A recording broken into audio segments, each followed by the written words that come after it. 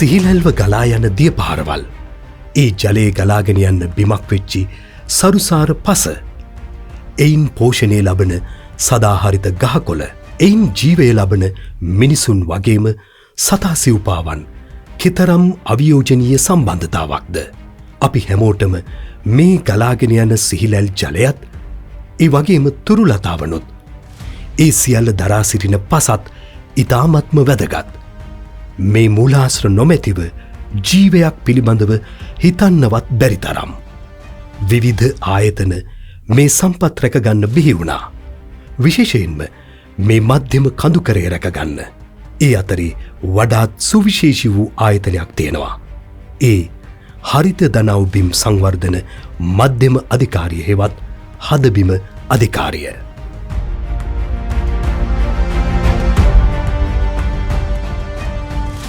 හදබිම හරිත දනව්බිම් සංවර්ධන මධ්‍යම අධිකාරී. මොකද්ද මේ හදබිම කියලා කියන්නේ? මධ්‍ය කඳුකරේ වැවිලි ආර්ථිකය වැවිලි භෝග නිසා මධ්‍ය කඳුකරේ ඇතිවෙච්චි නිකුත් සමාජීය ආර්ථික සහ නිකුත් සංස්කෘතික වගේ බලපෑම් නිසා මධ්‍ය කඳුකරේ ආර්ථිකයට ලොකු බලපෑමක් සිද්ධ වුණා. 1948 2000 ලැබුණෙන් පස්සේ මේ පිළිබඳව අධ්‍යයනය කරනවා. ලෝක ආහාර සංවිධානය සහ ශ්‍රී ලංකා විශ්වවිද්‍යාල කීපයක් එකතු වෙලා කරන අධ්‍යයනයකින් එළි වෙනවා මධ්‍ය කඳුකරයේ විශේෂයෙන්ම පාංශු කායනය නිසා පස්සේ සාරවත්භාවය නැති වෙන හින්දා තමයි ගොඩක් වෙලාවට මේ ප්‍රදේශවල මිනිස්සුන්ගේ දරිද්‍රතාවය ඇති වෙන්නේ කියලා.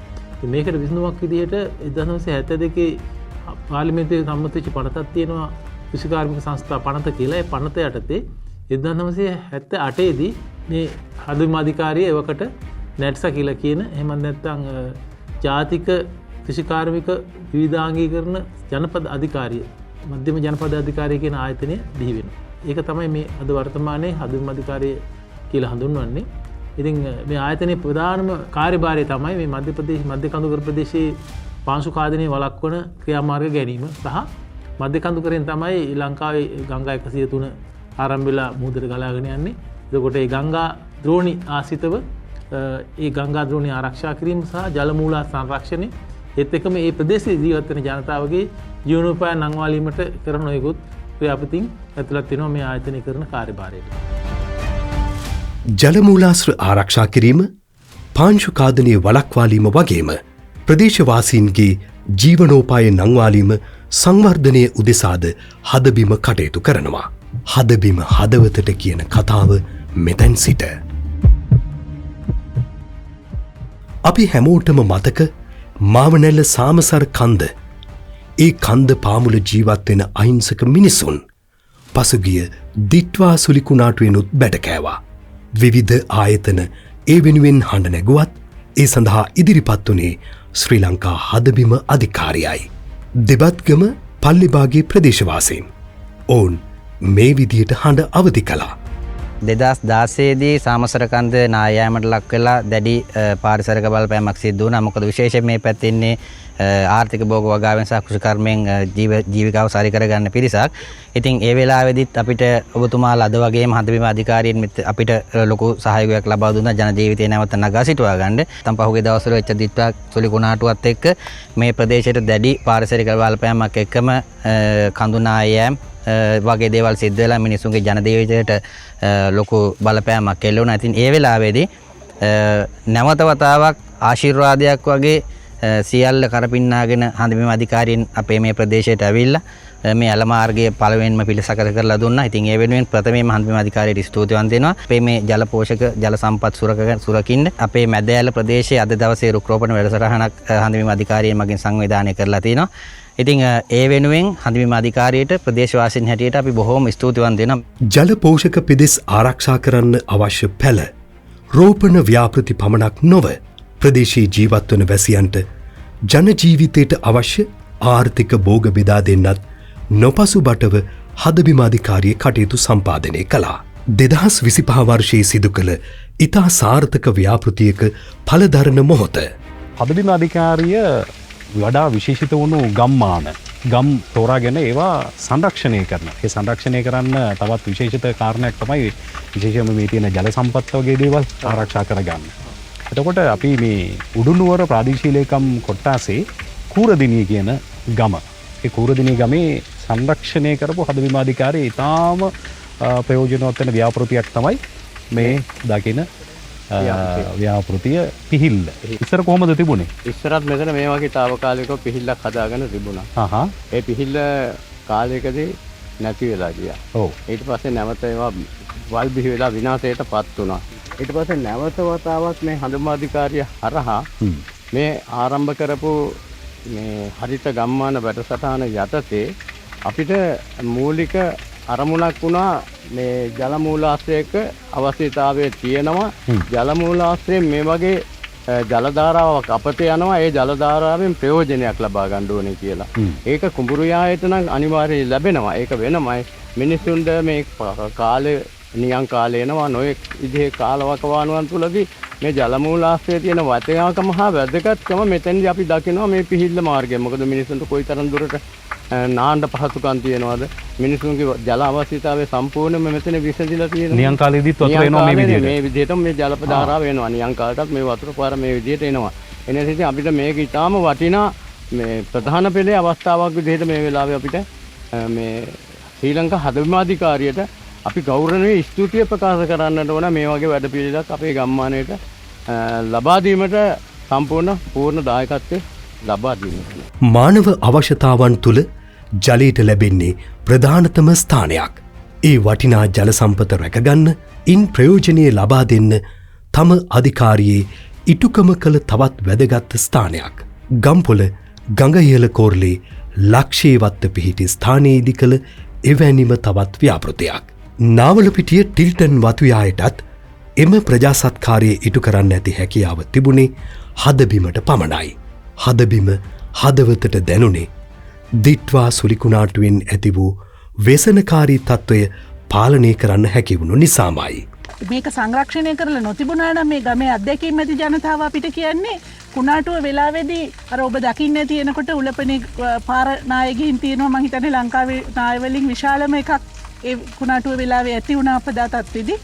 ඒ වගේ විශාල වශයෙන්ම අවදානමට ලක්විය හැකි ස්ථානයක් මේකත්. මොකද ඒ ස්ථානයටත් වතුර එන්නේ කටුගෙතුව රක්ෂිතයේ උඩ ඉඳලා කියලා තමයි කියන්නේ. මේ වගේ ස්ථානයක මෙහෙම සංරක්ෂණය කරලා තිබුණයි. ඒ උඩ ඉඳලා ආපු කොට ගල් මේ ස්ථානයේ රැඳිලා මේ පහළ නිවාස ගණනාවක් මේ ජනපදයේම ආරක්ෂා වුණා කියලා තමයි මේ ගමේ ජනතාව ස්තුතිපූර්වකව හදබිම අධිකාරියට තුති පුදන්නේ. මිනිසාට අවශ්‍ය ප්‍රධාන සාධක අතරින් කිරිගවයින් පාලනය, ඊට අවශ්‍ය නිරෝගී ගව පැටවුන්, කුකුලන්, තාරාවන්, වටකුරුල්ලන් ආදී සත්වයින්ද හදබිමට අයත් පල්ලෙ කැලේ පිහිටි සමෝදානික ගොවිපලේ ක්‍රියාත්මකයි. ඒ වගේම එළවලු පළතුරු මෙන්ම පරිසරයට ජීවේ දෙන මීමැසි පාලනයද ඉතා සාර්ථකව ක්‍රියාත්මක වෙනවා. ඒ වගේම තමයි වාණිජ්‍ය මට්ටමින් අවශ්‍ය කරන බිත්තර නිෂ්පාදනය මේ කටයුත්ත තුළ සිදු කරන. විශේෂයෙන්ම අර මාරවිල ප්‍රභේදය මේ ස්ථානයට ඒ දවසේ පැටවුන් ගෙනල්ලා ඊට පස්සේ ඕන්න ඇති දැඩි කරවෙලා බිත්තර නිෂ්පාදන කටයුත්ත ප්‍රධාන වශයෙන්ම සිදු වෙනවා. ඊට අමතරව අර සමෝදානික ගොවිපලක් හැටියට මෙය දැක බලා ගන්නට ඉඩකඩ සලසද්දී ඒ සඳහා අවශ්‍ය කරන කිරිගවයින්, ඒ වගේම එළුවන්, ඒ වගේ සත්ව කොට්ටාශයන් මේ සත්ව ගොවිපල, ඒ වගේම මේ ගොවිපල තුළ දකින්නට පිළිවන්. ජනජීවිතය නංවාලන්න ගෙවිලියන්ට ශක්තියක් වුණේ හදබිම. ඉතා නිරෝගී කිකිලි පැටවුන් ලබා දෙන්නටත් ඊට අවශ්‍ය සෙවිලි තහඩු, දැල්ලාවරණ, සිමෙන්තියාදී කූඩුවලට අවශ්‍ය අමුද්‍රව්‍ය ලබා දෙන්නටත් කටයුතු කළා. හදබිම හැමදාම ජනජීවිතයට ශක්තියක් වුණා. මේ පලදරන්නේ ඒ ශක්තියේ ප්‍රතිඵල නොවේද? පොලිම් ස්තුතිවන්ත වෙනවා හදබිම අධිකාරියට මේ වගේ විසුණුරජයක් අසෙන් කරන්න ප්‍රකාශහිත දෙනවට. පළමු අධීරයේදී අපිට 10 දිනක් ලබා දුන්නා. දෙවෙනි අධීරයේදී අපිට කුකුල් පැටවුන් 50ක් ලබා දුන්නා.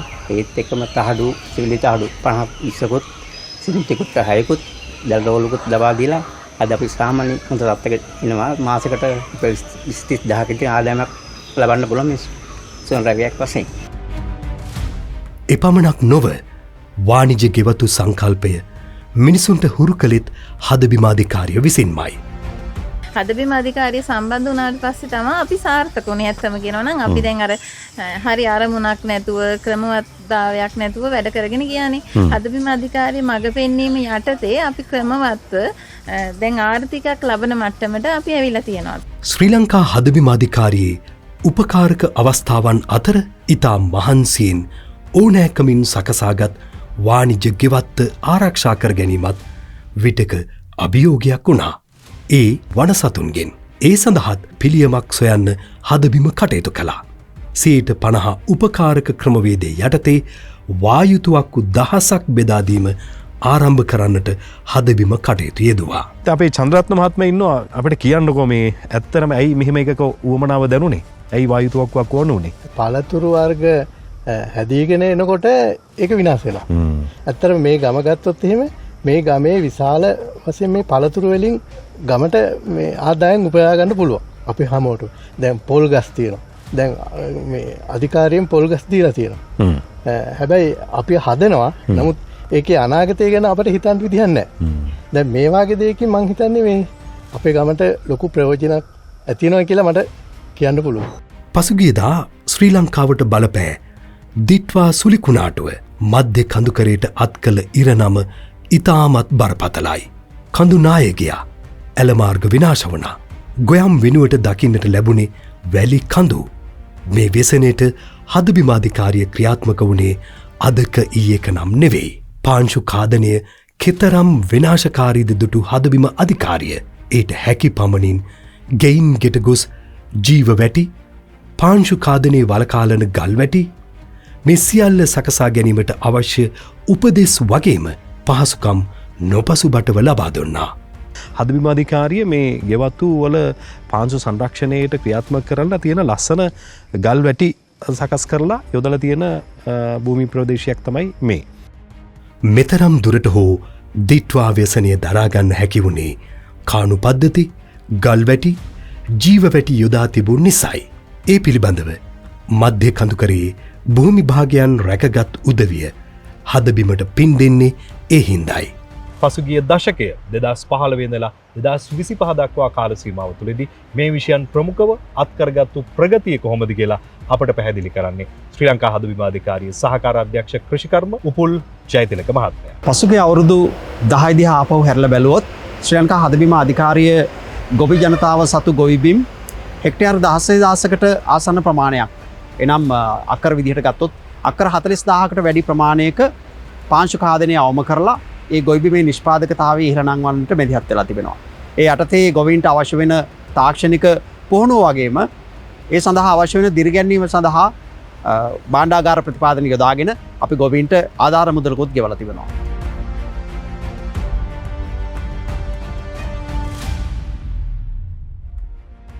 ඒ වගේම මේ භූමි ආශ්‍රිතව පවතින ශුද්ධ ජල පෝෂක 300කට ආසන්න ප්‍රමාණයක් වැඩි දියුණු කරන්නට අවශ්‍ය වෙන මඟ පෙන්වීම අපි ලබලා දුන්නා. ඒ වගේම රුපියල් මිලියන 200කට ආසන්න ප්‍රාග්ධන මුදලක් යොදවමින් මේ ජල පෝෂක 300 ශුද්ධ ජල පෝෂක 300 තුල ඒ ජනතාවට ජල පෝෂක වලින් ලැබෙන දියදහර වඩා ප්‍රයෝජනවත් වෙන විදිහට වැඩි දියුණු කර ගන්නට අවශ්‍ය වෙන භෞතික ඉදිකිරීම සඳහා අපි මැදිහත් වුණා. ඒ වගේම ජලකාමී පැල ලක්ෂයකට වැඩි ප්‍රමාණයක් මේ අවුරුදු 10 ඇතුළත ඒ ශුද්ධ ජල පෝෂක 300 ආශ්‍රිතව අපි සිටවලා තිබෙනවා. ඒ වගේම පාංශු සංරක්ෂණය නිම කළ හෙක්ටයාර් 16000ක ප්‍රමාණයේ භූමියේ නිෂ්පාදකතාවය එහෙම නැත්නම් අස්වැන්න ඒ පොළවේ හිඩස පුරවන්න අවශ්‍ය වෙන කෙටි මධ්‍ය සහ දිගු කාලීන භෝග වර්ග විශාල ප්‍රමාණයක් අපි පැල විදිහට ගත්තොත් මිලියනයකට අධික පැල සංඛ්‍යාවක් අපි ගොවීන්ට නොමිලේ බෙදලා දීලා ඒ රටේ කෘෂිකාර්මික නිෂ්පාදන වැඩි දියුණු කරන්නටත් අපි මැදිහත් වුණා. මේ විදිහට ඒකාබද්ධ ප්‍රවේශයක් තුළින් අපි පහුගිය අවුරුදු 10 දී කටයුතු කරලා තිබෙනවා. ඒ වගේම ගොවීන්ගේ ජීවනෝපාය වැඩි දියුණු කරන්නටත් අපි විවිධ ක්‍රමෝපායන් ඔස්සේ කෘෂිකාර්මික යෙදවුම් ගොවීන්ට නොමිලේ ලබලා දීලා තියෙනවා. කෘෂි උපකරණ, ඒ වගේම විවිධ සත්ව පාලන ව්‍යාපෘති යටතේ අපි මීමැසි පාලනය, ඒ වගේම ගම් කුකුල් පාලනය වගේ දේවල් වලටත් අපි ගොවීන්ගේ ජීවනෝපාය වැඩි දියුණු කරන්නටත් අපි මැදිහත් වෙලා තිබෙනවා. මේ කටයුතු වඩාත් පුළුල් ජනතා සහභාගීත්වයකින් වගේම විද්‍යාත්මක ප්‍රවේශකකින් ඉදිරි කාලයේදී වඩාත් පොළොවට දැනෙන විදිහට මිනිසුන්ගේ හදවතට දැනෙන විදිහට ක්‍රියාත්මක කරන්නටයි අපේ අධිෂ්ඨානය. 2026 අවුරුද්ද ශ්‍රී ලංකා හදබිමාධිකාරියේ තවත් ව්‍යාපෘතීන් ගොන්නක් රැගෙන එන්නටයි බලාපොරොත්තුව.